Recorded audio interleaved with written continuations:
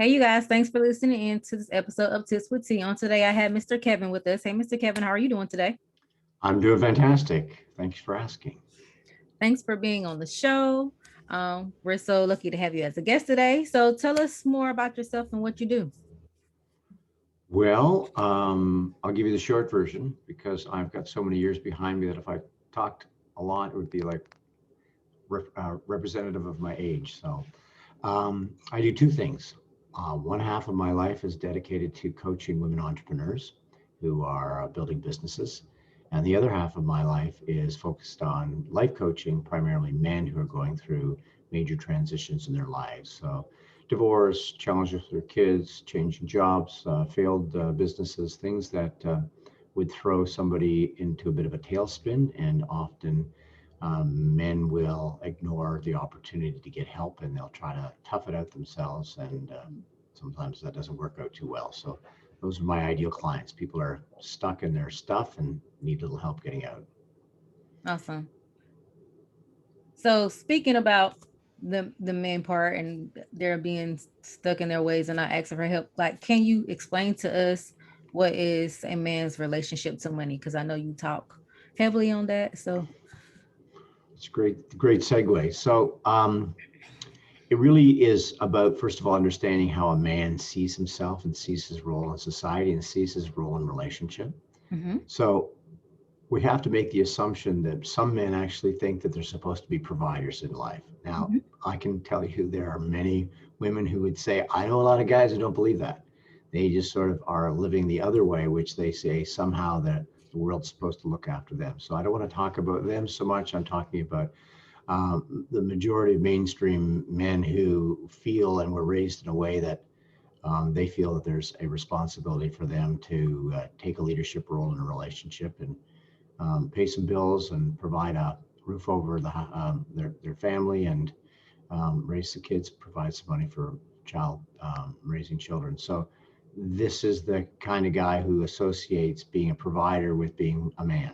mm-hmm. So if you think about what it is to be a man these days, sometimes it's hard to come up with an accurate definition. Some people, and that's changing. And when I talk about being a man, I'm not really talking about being a man in the gender of man. I'm talking about being in the masculine. I'm talking about what does it mean to be in your masculine as the alternative to what does it talk about? What does it mean to be in your feminine? So when we talk about the masculine, we're talking about um, the energy that moves things forward, that makes things happen, the energy that is very outcome oriented, the energy that allows one thing to be put in front of the other until you get some sort of a productive output.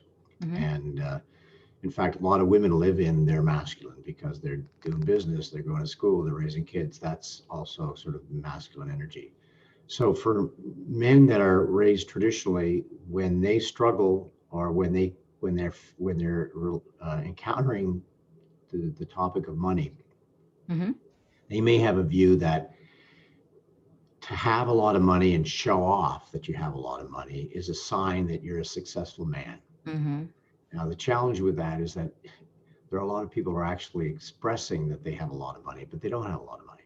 Right. So, and we have pretty easy access to money these days. Mm-hmm. If you have a job, and sometimes if you don't have a job, there's an opportunity to get your hands on somebody else's money who will rent that to you, usually the banks, the credit card companies, and then you can look like you have a lot of money.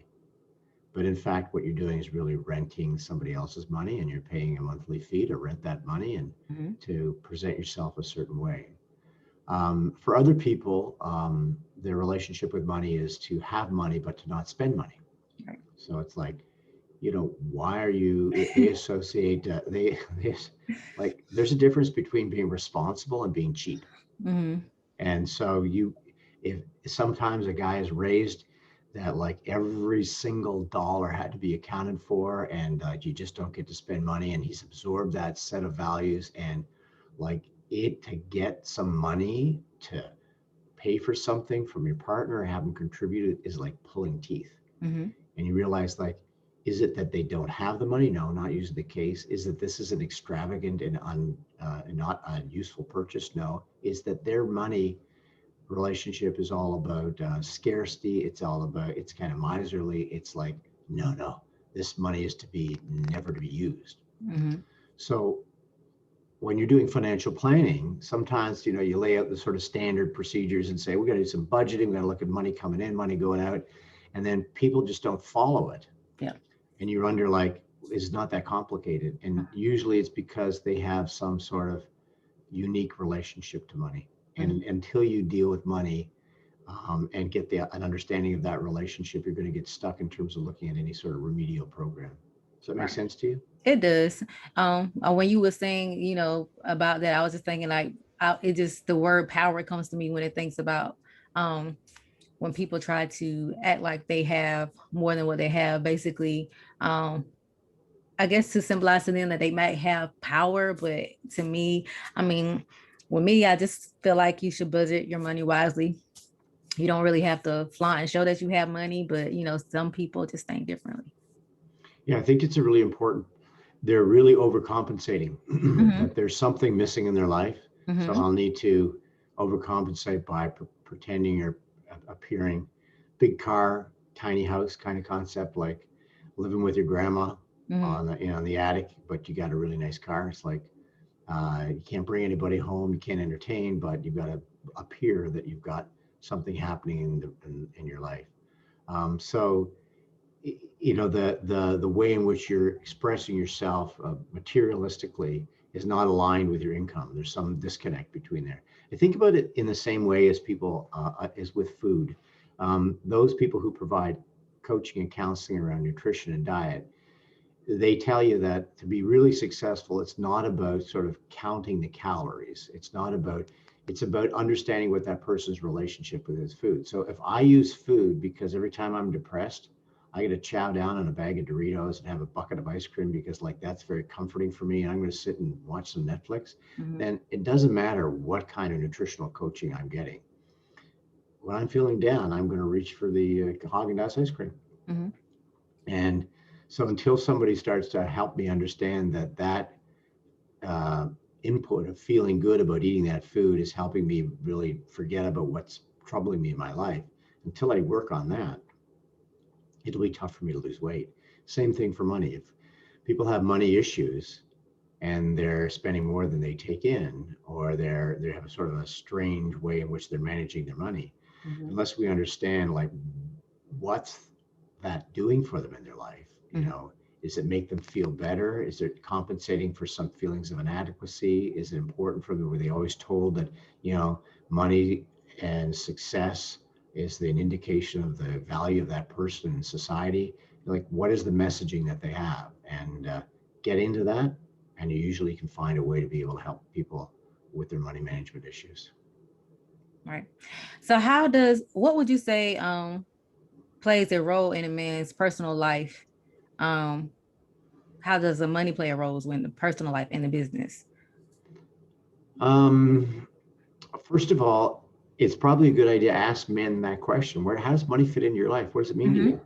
For some people, money just is, it's an output, but what they do is they're passionate about what they do and they make money. And for others, like, money is the end game. It's like they'll do anything as long as it makes them money. Right. For others, it's like, I'm passionate about what I do, and yeah, I get paid really well for it, but I'm not really focused on the money. So it's really important to, if you're in a partnership or relationship with somebody, it's like, where does money fit in there? What does money mean to that person? What does money mean, and how does that person use money? You probably have been in a relationship or know people who use money to use the word power. They use money to get something from somebody else. So, no, you don't need to go to work. You don't know, I'll look after everything. And then it's like, you're controlling all the money. And so what happens in that household is being controlled by the person who has the money. People can do that in their businesses. They use money as a way of controlling and influencing other people. So in that case, money is a tool. They're using money as a tool. In the other case, money is a sign of success. In another case, money is just something that comes to you when you are doing something you're passionate about. And in another case, having money in the bank can just be a comfort feeling for the person who grew up never having money. So it's really important. They look at their bank balance and they say, I got 50 grand in the bank. That makes them feel safe, even though they could probably, and maybe they've got $10,000 of things they should be buying to fix the house or do something, but it's like, it's more important for that to sit in the bank because it symbolizes something for them. So your relationship to money, if you knew that and you have an idea of how it fits in, it helps you helps you make choices around how to manage that money. Awesome. So, how would you say that relationship look like when it comes to women and our perspectives, when it comes to, I guess, money and men with money? Yeah. Well, I'll ask you, when a man has money, when you see a man, and you're kind of like, is he a quality guy? And what are some of the questions you ask yourself about, like, and you would have met all kinds of guys, Yeah. all kinds of, like, what comes to mind when you think about their money? What are you looking for? Well, basically how they manage their money really is my key thing. Like, we definitely do, like, even the dating phase, I ask them, what's your credit score? Like, what your credit look like? When do you ask that, by the way? How early? I might give it a couple of months. I might probably do like 2 or 3 months. And I'm like, oh, okay, what's your credit score? Because your credit score speaks and tells a lot about you and how you manage your money. Is your financial report card. So I want to know, are you the type of person that can manage your money? Are you the type of person, that, because I know some guys, they buy off of impulse. They want it, they have to go get it. There are going to be times where you can't buy off of impulse. Are you going to be able to make those smart financial decisions? So I have those type of conversations with men to see if we are a good fit, because I do know things happen. And I know something, some relationships, it tends to be 50-50, which kind of can be a strain because, and then some people get intimidated if the woman makes more money than the man makes more money than the woman. So it has to be like a balance. So I kind of ask certain questions to see, okay, are you a good fit? Are we going to be balanced? Or are you going to be the type of person where you just control all the money and you want me to stay home? Like I have conversations so I can read between the lines.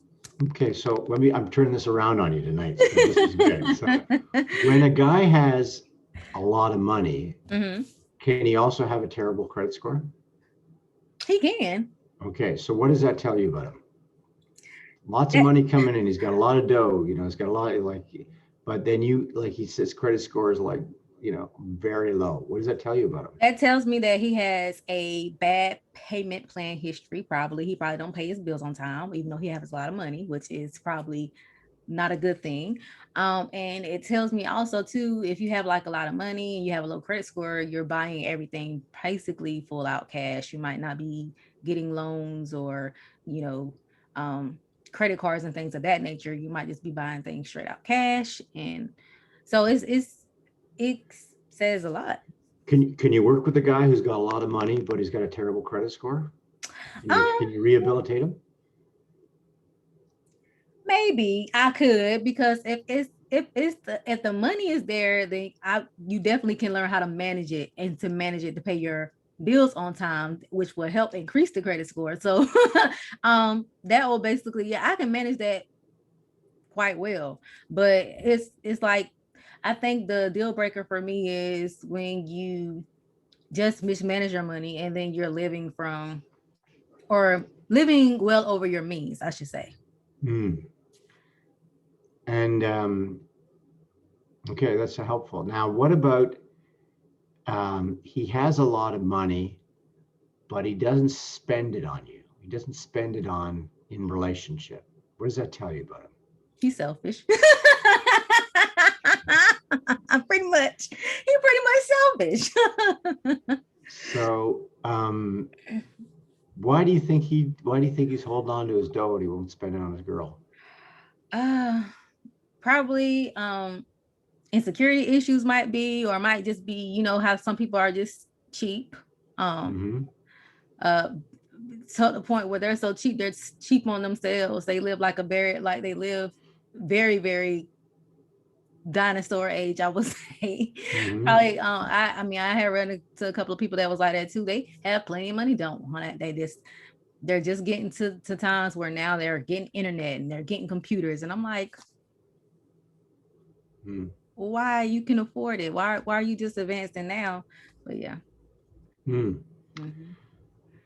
So balance seems to be an important, have some money, live within your means. And it probably shows a certain amount of, if you're balanced around financial things, you're probably balanced in your life. Mhm. It's another one of those indications of, like, if you are binging and you're partying, sometimes you're all out crazy, and then you're really not doing anything for a month. And Mhm. sometimes if you're, now I'm dieting and I'm doing a detox this month, but sometimes you're chowing down. I think what you're saying, what I hear you say, is the importance of balance. Mhm. Did you know that I'm interviewing you on your own podcast? This is kind of fun. And You you know why are. this is so valuable is that, Mhm. because when it comes to money, it's really all about conversation. It How is. many people, I mean, how many people are in relationship with partners? They can talk about sex, they can talk about music and the entertainment, but they never Never. talk about money. And Never. it's kind of like such a sensitive issue.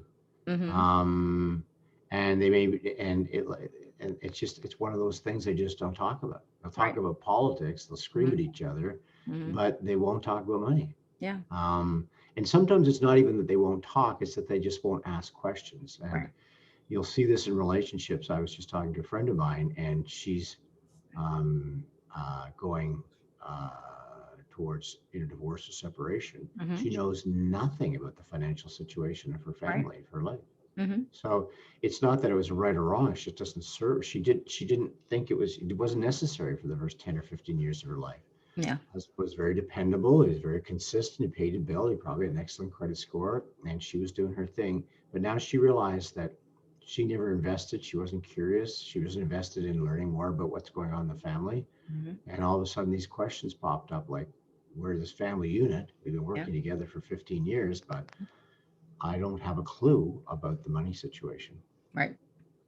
So that happens. I have another question for you. Mhm. Here's your question. What about if a guy just hands over the money to his girl and says, "Look, I'll make the money. You manage it. You pay the bills." You say, because you see that it's like Mhm. he's got it. It's quite the opposite. Like, he's got his $100 in his pocket, and and like, he gets it when the paycheck comes in. He gets his allowance, and she manages the money. Would you do? How does that? If a guy said to you, you like, "I love you to manage all the money and pay the bills. I'll Mhm. just I'll just earn the money." Would you think differently of him? No, that's where a deep level of trust come in, and understanding that, okay, hey, I'm not strong in the aspect of managing the money. I can bring the money home, but maybe you are stronger at managing the money. So I'll allow you to do that, and I'll just bring you the money. And I actually witnessed that because my godparents does it.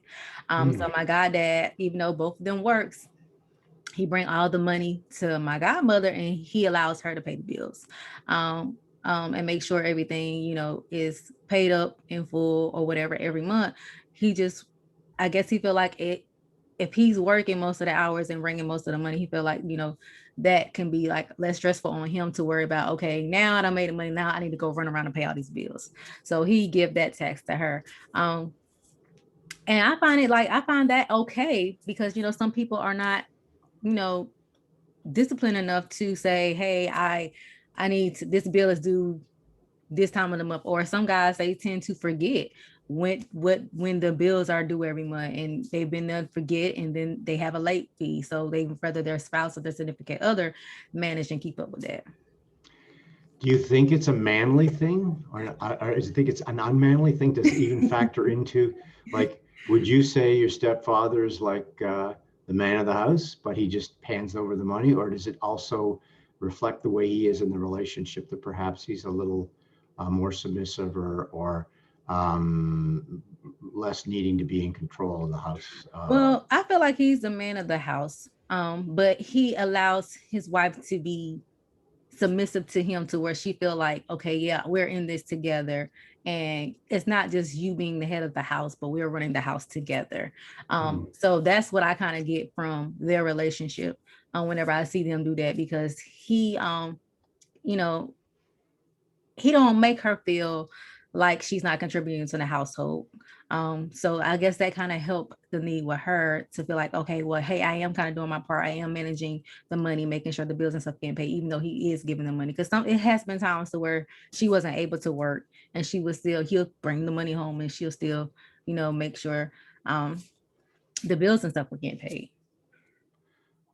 I think it's a pretty powerful statement for him to make, Mm-hmm. If I think about what kind of guy who is going out, working hard, and then is confident enough in his own self and not worry that how this might look. You know, you're handing over your money to your girl and she's doing the managing of it, and also to be trusting of her Mm-hmm.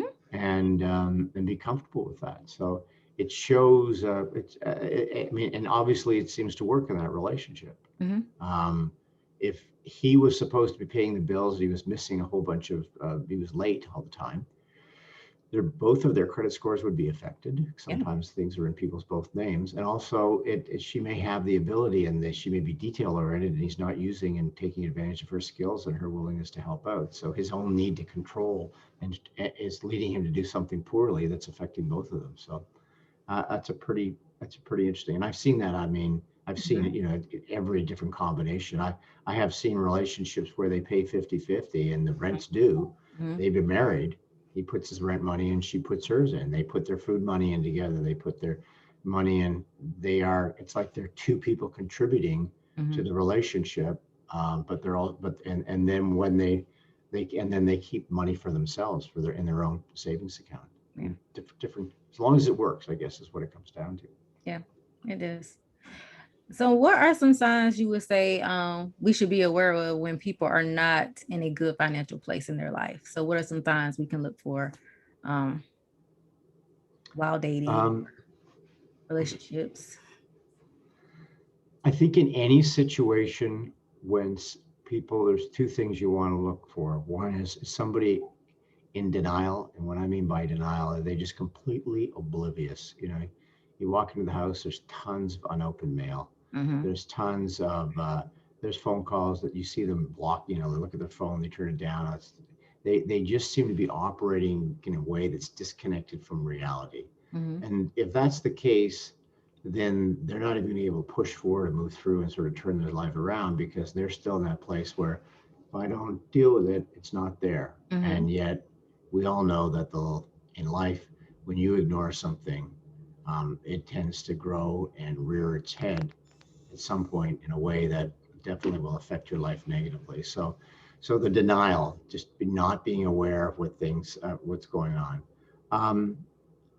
The other one is that you never see them pay with debit. They're always paying on credit card. Everything's credit. Now, some people are really good. They'll pay on credit card, and they'll accumulate points, and they'll pay off the balance at the end of the month. It's like, I put everything through my credit card. Yeah. But usually those people, they've got other things going on in their life that's really cool too. Mm-hmm. It's the person who just is always stretching, or they'll say, I'm not sure I have enough to cover. Like, there's always a story around their credit card. Mm-hmm. And that's somebody who, again, is not really struggling, like facing reality. Now, through COVID, everybody's struggling. So Right. this is not like everybody's on edge. Yeah. So this is not something that I'm thinking is for some people, this is the situation they're in. Mm-hmm. But so they're in denial about their situation. They're relying heavily on credit, and they're insecure about making purchases because they're not sure if they're going to even, this will go through. You want to pick up the kids for lunch, pick up some lunch, kind of use your card. I'm kind of maxed out of mine. Mm-hmm. And then the third one probably is their unwillingness to take responsibility and say, I'm kind of a bit of a mess here. I think there's probably some credit counseling I can get, or do some budgeting or read online, or maybe there's a lower cost interest. Maybe I can consolidate my debt. Like, they're not problem solving their situation. So denial. Then there's the coping strategy of using their card or other people and having a story about it.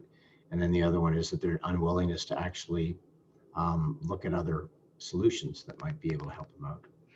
So those are the three things I would think are kind of red flags to pay attention to. Awesome. Well, Mr. Kevin, thank you so much for coming on the show, giving us our tips. We're talking about money and how to manage it, and basically how it affects our lives. So tell our listeners how we can get in touch with you. And I will share the social media handles. Okay, fantastic. We just go to my website because you can make an inquiry on there. I'm actually doing something that's coming up, launching it's in March, and it's called The Dating Recipe. And the dating recipe is I'm going to walk a group of women through a process that I've established to help setting them up for using dating online. Um, Anything that we do these days that we take a moment to sort of reflect on, we talk about money, we talk about relationships. Anytime there's an opportunity for people to live outside of their comfort zone and to take a bit of a chance, bit of a risk, and do new things, I think is a great opportunity for growth. And with men, when it comes to money, I think the number one thing I would suggest is that be vulnerable, be honest, be open. Men don't talk about money because sometimes they're embarrassed. Sometimes they don't want to share they're having difficulty. So everything comes down to being honest and vulnerable and open, and not worrying about what other people will think, because ultimately you're better off when you get support. So those are my recommendations. Just go to my website, which is practicalmasculinity.net, and send me a note and see what I do. And it's been great to be on your program today. Awesome. And if you guys want to get in contact with me, you can do so. My number is 910-317-0396. You can send me an email at contact@mjfinancial.biz. You can schedule a consultation with me through the website, www.mjfinancial.biz. You can find this episode on Anchor, you guys, and you can also find the playback for this video on YouTube channel for M&J Financial Management. So thank you once again, Mr. Kevin, for being on the show. I highly appreciate you today. Thank you. My pleasure. Cheers. And all right, you guys, we will see you on the next episode of Tips with T.